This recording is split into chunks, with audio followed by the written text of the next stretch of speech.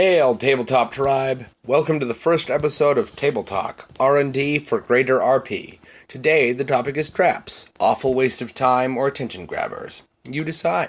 My guest today is a fellow DM I met through a Facebook group. He's fantastic.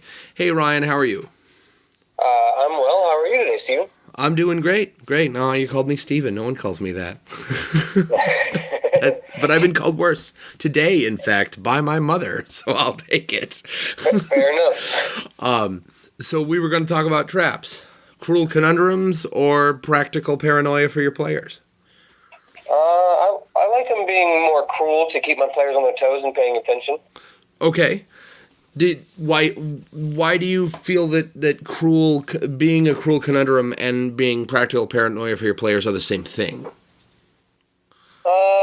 Some of my players take it as paranoia. Some of my players take it as a cruel conundrum. It really depends on the way they interpret how I'm utilizing the traps. Okay. I see that. Do you put extra effort into choosing what trap one over another because of how your players might deal with it? Depends on whether I'm playing with veteran players. I try to come up with new traps. If I'm playing with newer players that haven't seen a lot of traps I like to use, I like to go to the things I like the exploding spellbook I mentioned before. Which I desperately want to ask you about. What is an exploding spellbook? Well, when I played in 2nd edition, that was one of the things my dad first introduced me to. When I was a wizard, I was going through a dungeon, and I found the wizard laboratory and found a spellbook and picked it up and didn't think to detect the spellbook itself for traps. And when I picked it up, it essentially adds it's like a glyph of warding that burns the spellbook up as soon as you pick it up. And it doesn't do much damage to the players, but it burns up the treasure they could have found because they weren't looking for traps per se. Like a shoplifting tag on a pair of clothing. The ink shoots everywhere. It doesn't really ruin you, but it ruins the shirt. Yes. That's really cool. Sneaky. I like it. It might do 1d4 damage, but what it does is it really ruins the spellbook, and it keeps my players being like, oh man, I should have definitely checked for that. I'm getting kind of complacent and just walking up to things here and not really adventuring, or exploring. One of the greatest piece of advice I ever got from a boss was complacency leads to mistakes. Yeah, I agree with that. And yeah, he was absolutely right. So I like to use traps if thematically they make sense. Like if you're going into a bandit cave, I don't know, maybe a rigged up something, one thing, not real complicated. They're bandits. If they were really smart, they wouldn't be bandits. Right. But there might be one really smart bandit, but he's only there because he leads all the other bandits. Right, he's busy telling all the other bandits what to do, right. And chances are, even if he instructed them on to build the trap, he didn't do it, he had them do it. And they're stupid. Mistakes. Right. If it thematically makes sense, a bandit cave, kobolds just come with traps. They're a team. Yeah. And I like to use traps on occasion to mess with my players. One of my favorite traps is I call it the panic room. I don't know if someone else has a name for it. I put them in the situation where they go into this room. It can be a cavern, a ball, a location that you can seal off. And once they get in there, a door falls down, a hidden portcullis, whatever. They're stuck in there. And some indicator of time appears in the room. Last time I did it, they could see it ahead of time. That counts down from a couple of minutes. Okay. There's a button in the room somewhere. When they push the button, right, when they find the button or the switch or whatever you want it to be, it's totally re-skinnable for your game. When they find the thing that resets the timer, you throw the timer back up to full, but you have it keep counting back down. I use an app on my phone for this. It's fun. Players freak out. Ultimately, eventually, you have the lever or the button or whatever break. You tell your players that it broke. They'll freak every time, I promise. When the timer clicks down to 0, nothing happens. The door just slides open again. There was 0 risk of any kind. But since players just assume that damage comes from traps, you subvert their expectations. And I don't know, I think traps are useful, but I don't think they necessarily need to drive the plot further. I agree they don't need to drive the plot further, but sometimes, I think it adds, my players are always real notorious for trying to just go straight to the end of a thing. And I really use traps to make them not just rush forward to things. Like a trap could be, the boss is leaving clues that he's somewhere, but he's not really there, and that is a trap for them. My players will run at the clues every time, pretty much, and they charge straight for their thing. They've captured the boss, and realistically, it's a trap, and he has a trap sprung for them to capture them. Not generally, usually kill them. I was just about to ask. Do you use traps? A lot of mistakes. I try to trap and give them a chance for escape later. Right. I was just about to ask. How do you feel about just killing your players with traps, or do you use them more as like killing my players with traps? Right. I'm not. I guess I'm not opposed to killing them with traps, but it's never the intent. Poor die rolls aren't the same thing as intent, And it really depends on the type of dungeon style we're running as well. Like, if they're going after an ancient lich that's, really controlling this entire country and they want to take him out and they want to be the heroes, some of his traps in there might be designed to kill. Oh, yeah. I'm hoping my players figure this out and they don't trigger the traps, but some of them probably will be designed to kill. Oh, yeah. Whenever I have a new game, I run a session 0. And so even if we just got a one shot for Halloween or whatever, right, we're going to go out like an alternate dimension from a comic book. We're going to have an alternate story this one time. And we'll reassess expectations. Like I ran Grimtooth's Dungeon of Doom once.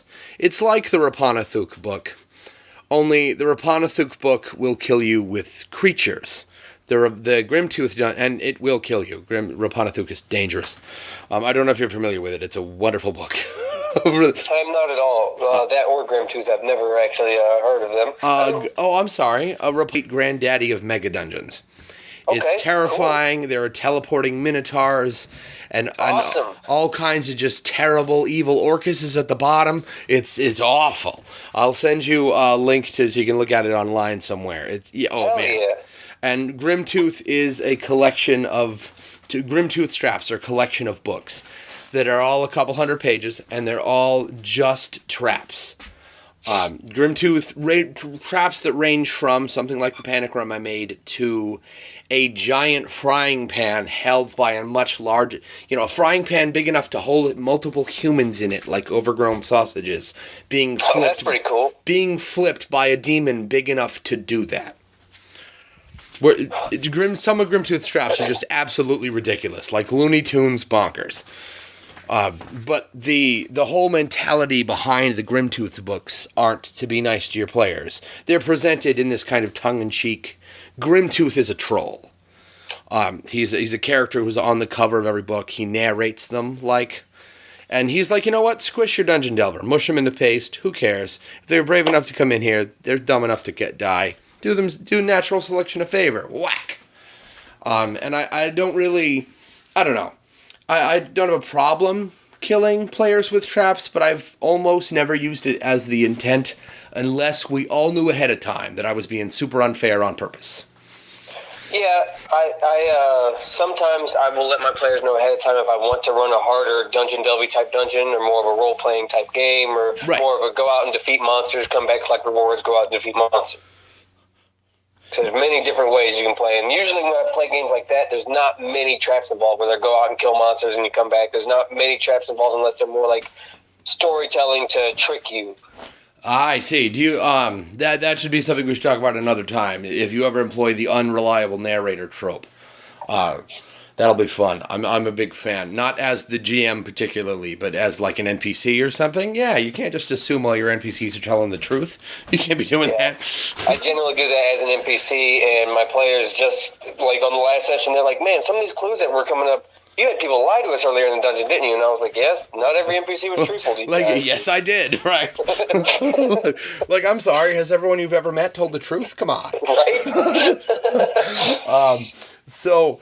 You were telling me that two of your go-to traps before the show are their exploding spellbook, which is brilliant, and not quite as bad as I thought it was going to be. I was afraid you were going to put, like, a glyph on your player's spellbook. Like, they leave their shit, they go into the dungeon, right? When they come back out, some bandit's drawn something gross on their book, and when they go to read it and prepare for the next day, it blows up or something. No, I've never done anything like that. I've enslaved my players before, things like that, but I've never, like, explicitly, like, destroyed any type of item they had that was useful to them, like, adventuring. Huh, I have. Well, I haven't destroyed them. Because that would be, yeah, I don't know, that feels jerkish. But I have taken them away. Like, the players left their stuff, and they didn't look after them, and they didn't keep watch or anything, or keep a hireling, or anything like that. They left all their stuff in a big old pile, undefended, and then went into this underground ruin. And, like, in the woods, right? Like, where there are bandits and goblins and crap. And right, when all kinds of creatures. When they came back up, their stuff was missing. And they were like, what the hell? Our campsite was right here. It still is. There's the tent. There's the fire. And I was like, look, you were underground for 3 days. And you left a big pile. Right. You put a big pile of loot with a fire. Like, it's a marker. Right. But anyway, the other thing you mentioned was acid. How do you use acid? One of the ways I've used acid before is like, just there's something in a pool of acid that the characters, like, it's in this item that's in the pool of acid to convert it, and they have to figure out a way to get whatever said thing is out of the acid without falling into it. And it's more of like you see the trap right in front of you, and it's obviously a trap, but you still have to deal with it. Right. How do you neutralize the trap without screwing up all your stuff? Right. It's an interesting way to do it. Put the trap kind of pre-sprung in front of them. Yes. Do you ever use traps like they're already sprung and there's a dead NPC and, adventurers who came before? Do you ever use traps to set the scene? Yeah, I've done things like that. Usually, like with like troll caves for sure. They're like a troll didn't set the trap, but he moved into this cave that had traps set in it before, and there are just dead adventurers trapped in him. And he's never reset them. He never plans to, but it's just a gruesome looking scene. It might be a troll cave or something like that. Yeah, he's a troll. He's not going to bother to reset the traps. I'm not even sure he's smart enough to do that. Right. That's really cool. So this has been great. We are closing in on 15 minutes pretty fast, but I kind of thought that was going to happen. Yeah, it usually happens. So if there was any particular, if you could summarize your use of traps, your opinion on traps into a sentence or two, what would those sentences be?